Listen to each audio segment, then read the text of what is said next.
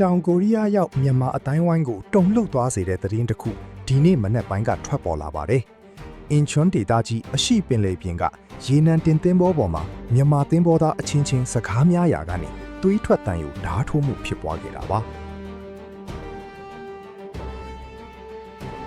ဖြစ်စဉ်ကတော့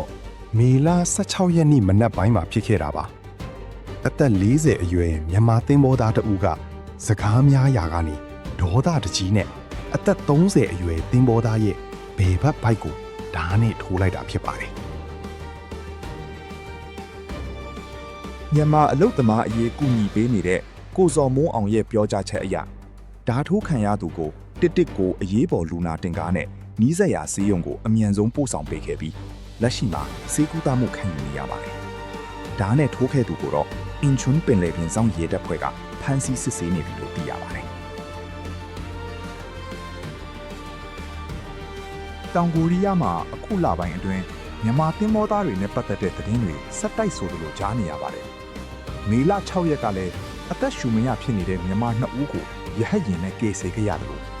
ဧပြီလတုန်းကလည်းကုန်တင်သင်းမောနစ်မြုပ်လို့မြန်မာ2ဦးတီးတီးလေးအသက်ရှင်လွတ်မြောက်ခဲ့တဲ့ဖြစ်စဉ်ရှိခဲ့ပါတယ်။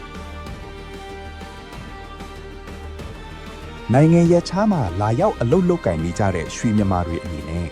ဒေါသကိုရှေ့တန်းမတင်ပဲအချင်းချင်းဖီးမှကူညီကြဖို့တိုက်တွန်းချင်ပါတယ်။ကိုရီးယားရောက်မြန်မာတွေတတိပြုဆင်ခြင်နိုင်အောင်ဒီဗီဒီယိုလေးကို share ပေးသွားကြပါအောင်ခင်ဗျာ။